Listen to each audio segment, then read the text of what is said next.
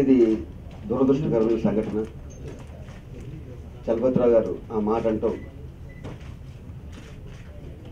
తప్పు. మేము కూడా ఖండిస్తున్నాం మూవీ అడ్మినిస్ట్రేషన్ తరఫు నుంచి. ఆయన కూడా నాతో మాట్లాడటం జరిగింది, నాతో నరేష్ గారితో. చాలా బాధపడ్డారు. నేను చేసిన తప్పే, ఇలా ఛానల్స్కి వెళ్ళిపోవడం నేను తప్పు అని చెప్పాను. ఆయనతో మా అందరికీ చాలా సంవత్సరాల నుంచి అనుబంధం ఉంది. షూటింగ్లో ఆయన ఉంటే మాకు మంచి విషయాలు చెప్పడమే జరుగుతుంది తప్పితే ఎప్పుడు ఇలాంటి వాక్యాలు ఆయన ఎక్కడ చేయడం మేము ఎప్పుడైతే చూడలేదు విశేష నుంచి. ఇది ఏమవుతుందంటే ఈ మధ్యన చిన్న ఎంటర్టైన్మెంట్ కార్యక్రమం కింద అయిపోయింది కొంతమంది ఆర్టిస్టులు. దీనివల్ల ఇబ్బందులు కూడా ఫేస్ చేయడం జరిగింది.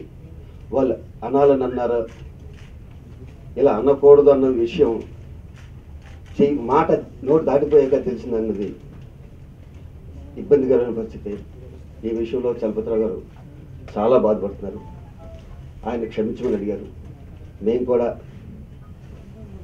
ఈ మీ అందరికీ పేరు పేరున ప్రతి ఒక్కరికి చలపతిరావు గారిని క్షమించమని, ఇంకొకసారి ఆర్టిస్టుల తరపు నుంచి ఇలాంటి ఇబ్బందికరమైన వాక్యాలు రావని మేము మాటిస్తూ, అలాంటి వాక్యం ఇంకొకసారి ఏమన్నా వస్తే మూవీ ఆర్టిస్టేషన్ చాలా సీరియస్గా స్పందిస్తుందని, మెంబర్షిప్ కూడా తీసేయడం జరుగుతుంది అని మీకు తెలియజేస్తూ, ఇది ఎంతతో సమస్యపోయే జట్టు మీరు చేస్తారని మనస్ఫూర్తి కోరుకుంటున్నాం.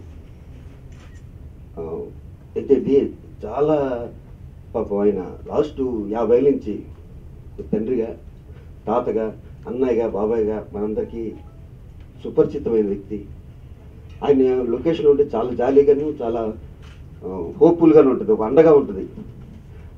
ఆయన మాటల్లో కూడా ఎంత బాధగా చెప్పారంటే, నేను చేసిన తప్పు అయిపోయింది, తప్పే, దానికి నేను సరిదిద్దుకోను,